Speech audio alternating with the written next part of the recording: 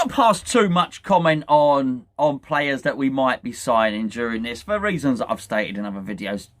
I think the transfer market is highly unlikely to be anything like as active as it was before, and quite frankly, nobody really knows the price of players at the moment. That being said, we have been linked with a right back, River Plate's right back, and somebody who's been capped by Argentina twice, called Gonzalo, good start on the first name, Montiel. Now, the reason I think this one deserves a little bit of comment, more than any other, is because the link has come from several different places. It's also not been rubbished in the quarters that we might find it would be. So you'd normally look on a few of current. It would be a great place to start. I mean, if it was absolute nonsense when they ran the story, there would have been a story following quite shortly afterwards saying this is rubbish. There's no truth in this. That didn't come. It wasn't debunked. It wasn't dismissed.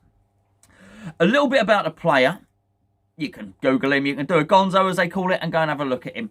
He looks very good. Now, I don't think that you get to play for Argentina if you're a rubbish player anyway, but he looks really good.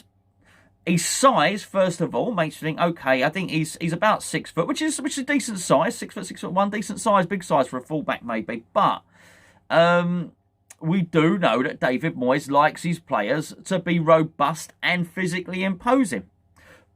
Forgetting that though, he's a good player. He seems to have decent pace. And technically, he looks really, really good. One of the best things about him is he seems to have wonderful crossing technique. And, you know, gets the Beckham type shape on the ball, if you know what I mean. Doesn't necessarily need to have to get to the byline to put his cross in. Can cross from deep, which is it's even more of an important attribute if you're a fullback, because just naturally you're not going to get as advanced up the pitch as a winger would do.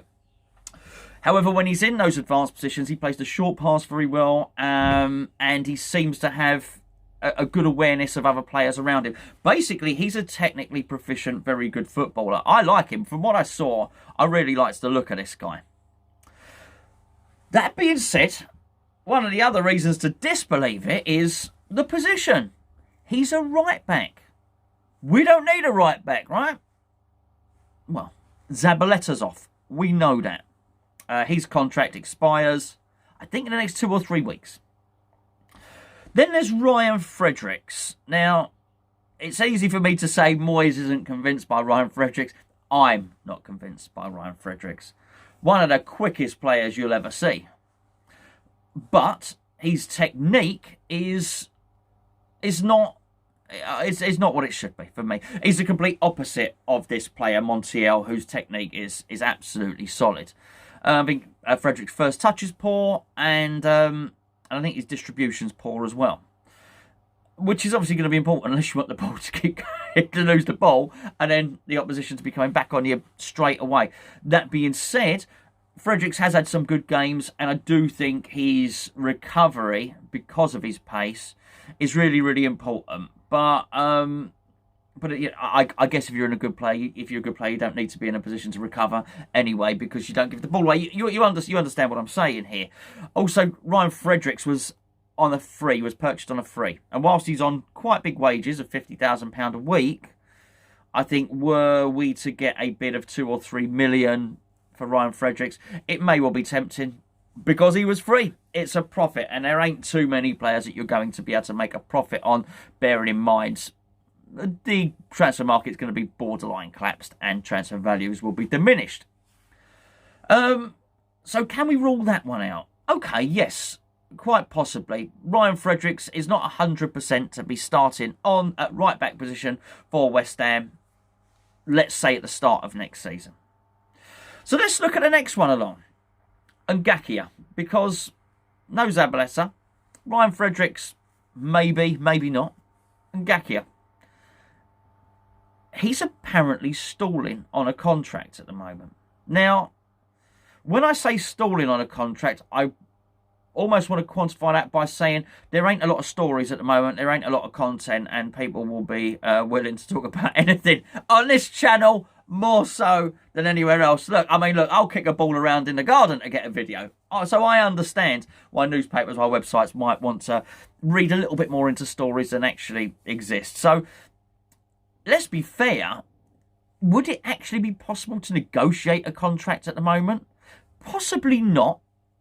The chances of Ngakia, his agent, and David Sullivan getting in a room, probably not even legal anyway.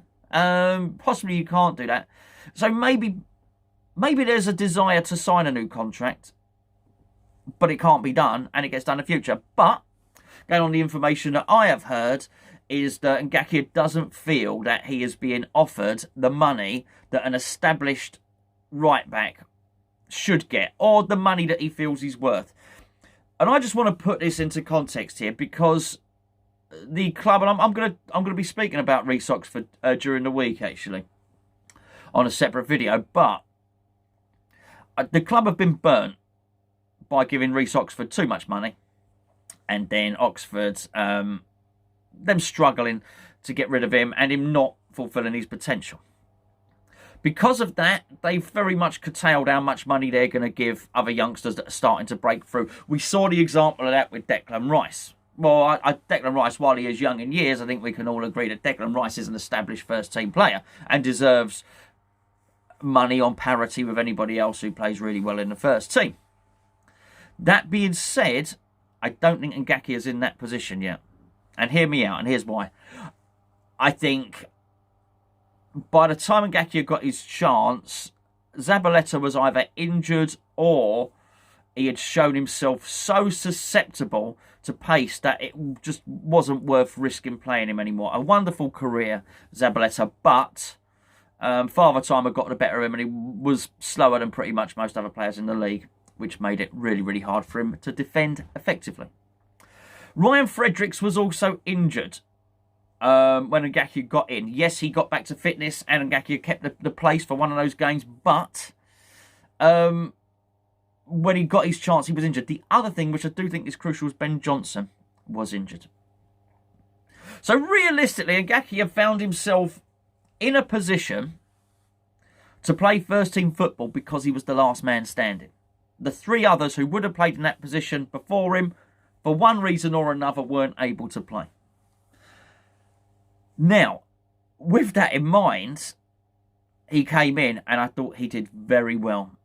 Really, really well. He showed himself to be somebody. I don't want to go too far and say world class. I don't think so. I didn't think that when I saw him. But I thought, here's someone's going to have a professional career. He's somebody that looks like he can handle it at this level. And that's something. That's an achievement. How many players have we seen that promised much coming through the youth system and then they end up getting loaned out a few times and they disappear and go somewhere else? I offer you up Martin Samuelson as an example. But I looked at Ngakia and I thought, actually, you can hack it at this level. You'll be all right. I thought, there's somebody that can stay in the West Ham squad for quite some time, and that may well save us a little bit of money in that department as well. But what I said there is very different to being an established first-team player. And if the rumours are true that he wants more money, I think if we suggest it might be pushed by his agent, I think that has been timed very, very poorly, because they're dealing with football, which has just lost a massive part of its revenue stream. Even if they get football back up and running and they can continue with the TV deal, there's still a deficit, as we've discussed before, from match day ticketing, from season ticketing, all that sort of thing, of at least 30 million per club. Well, that's a whopping percentage. So I do think all future contracts are not going to be negotiated as high as they once were. I think we've hit the peak. I think that peak is not going to be passed again. When I say peak, I mean the peak in players' wages. That's not going to be passed again for quite some time. So with that in mind, I feel that the pitch for not an improved contract, but a richer contract is poorly timed. It's quite evident that he's being offered a contract, a professional contract. I think what Ngakia is going to have to do is possibly accept that, put some clauses in there whereby that he says, if I play 20 games then we revisit it, and then the contract is this. But at the moment, after 3 or 4 games, you are not an established first-team player. You're really not, particularly when you only got your chance because other people dropped by the wayside, regardless of how well you did when you got that chance. West Ham do have some security because he can't just leave on a free. We would get a transfer fee, albeit through a tribunal. Now, don't get me wrong. I don't want to get rid of Ngakia. I want him to stay. I want him to sign a contract, and I want him to be established, as with Ben Johnson, for a while to come. The only reason I talk about it is because my initial suspicion, when I first saw that West Ham were linked with a right-back in Gonzalo Montiel, was that it was rubbish. The more you look at it, the more you scratch below the surface, the more you look at each individual right-back we have, the more you come to the conclusion, a pre-agreed, pre-contract signed, something that will only cost us 10 million.